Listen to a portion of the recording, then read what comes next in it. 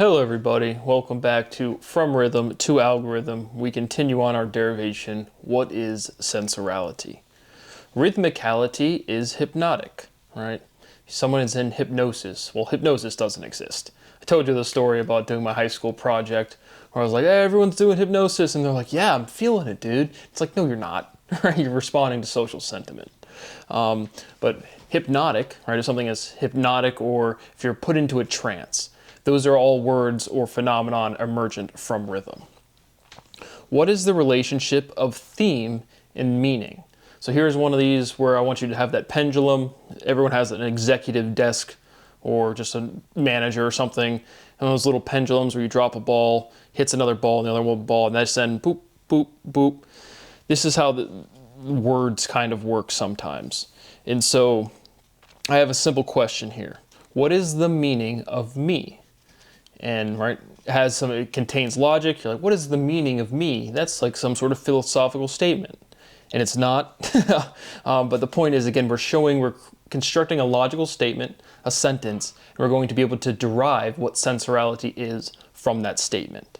And so the meaning of me is just a question that has logic to it, but look at the letters. The meaning, right? From there, you can take the, T-H-E, meaning, M-E. You take the ME from meaning and boop, move it over, and it's theme. So you have theme anning, meaning, or theme anning being one-to-one with each of the letters from the meaning. And so if you have the meaning of me, the reason I put me in there is because, not me personally, but just trying to like minimize the amount of new letters introduced. But point being is it doesn't really matter. It's just showing you this pendulum function thing. I don't know. But what is the meaning of me? The meaning, again, contracts or you change the syllability and it produces theme anning. What is censored is not seen, right? If you sequester something, if you restrain something, if you constrain something, if you censor something, and that's with an S, it can't be seen. It's not disclosed.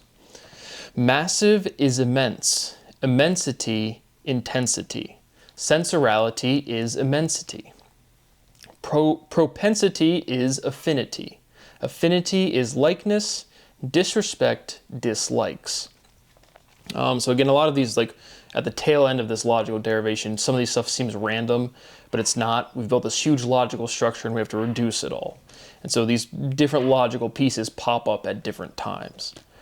We can now kind of ask the question, why is dis like the most, right, disrespect, I would say, is the most correct word or the most direct word to say somebody's not being, right, disrespect is like a thing that's like more important or more bad than other words, I guess. If you say, what's the most, I don't know what I'm trying to say, and there's a dog barking in the background, but still don't have an office to work, obviously, because the United States of America doesn't have any laws.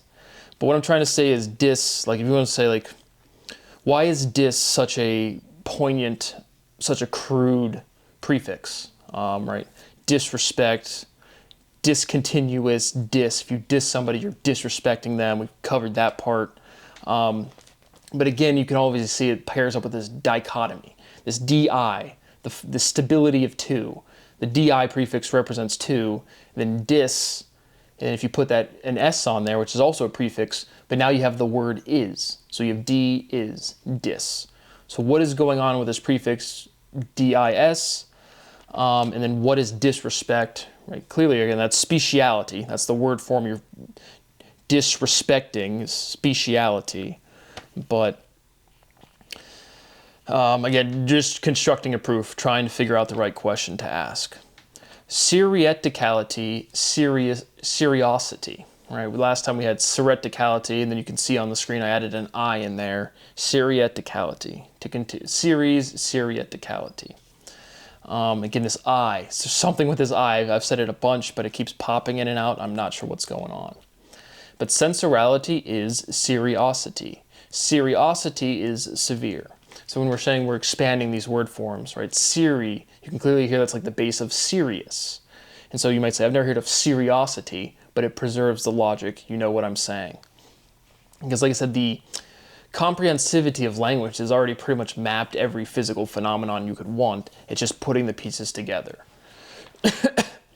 What is being to is? All right, what is existing versus living? Inanimate objects exist. Do they live? No.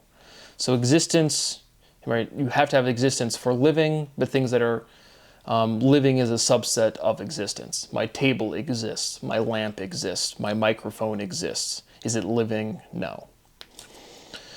So what is being to is? From is to being. Being is living. Thriving is living. Living is lush. A vine is a string. Right? I heard it through the grapevine. Right? A vine, a rope, a cord. Those are all forms of string. Momentum is a rush. Whoa, I did that. That's what a rush. Made a lot of money. What a rush. Got a girlfriend. What a rush. Obviously, I haven't because, again, I'm a slave. I don't have constitutional rights. That's not a joke. And anybody who attempts to lie about that historically will be prosecuted with absolutely no restraint. A rush is a thrill. Flush is full, right? Lush, flush. I'm done calling those stuff out. Right? But if something is chock full of it, it's flush. If I have all spades in poker, I have a flush. Flush is full. Balance doesn't exist. Dynamic does. So whether we're talking about one of those cringy, chirality, get that gross word away from me. But balance, right, because of geometry, you can't have something that balances. I have a scale and I put this here and it balances on my finger, right? It's really oscillating, right? And you can see that. Like if you put like a fork, I guarantee you know exactly what I'm talking about when I explain this. If you put a fork on the side of a dinner plate, sometimes it's not still, but you can tell it's not going to fall off and it's still like oscillating or vibrating like this. You put your fork in just like this and you can tell it's not going to fall off. That's what everything's doing around you. There is no balance in the sense of equal part here and equal part here because mass is creating the environment. And so balance does not exist, dynamic does. Ordality produces timing, right? Timing is everything. No, order is everything. Chronology is ordered. Everything is ordered. And now we can expand our fundamental theorem of everything. Everything is discontinuous. And now we just logically apply that statement to itself. Everything, and then put a space between every and thing. Everything is ordered, meaning everything, every object, which is represented by a noun, has an order to it. I didn't exist before my parents existed. My parents didn't exist before their parents existed. So on and so forth. Ceasing discontinues. Space is not continuous. Continuity is ongoing. Ongoing, outgoing. Sent is outgoing. Sociability is outgoing. That person's very sociable. He's a very sociable person. Sensorality is sociability. Sensorality socializes. So continuing on, just deriving, hopefully arriving at the stabilizing theorem soon. My rights continue to be violated. It is profound and extensive stress. It is torture. It's straight up torture, but that word is not even heavy enough to articulate the abuse that I've endured. There's no expectation for it to change. I continue to beg, not ask, beg. Please allow me to have enough money to have basic financial stability, to eat, to sleep, and to work, nothing else. Thank you for watching, and I will see you on the next one.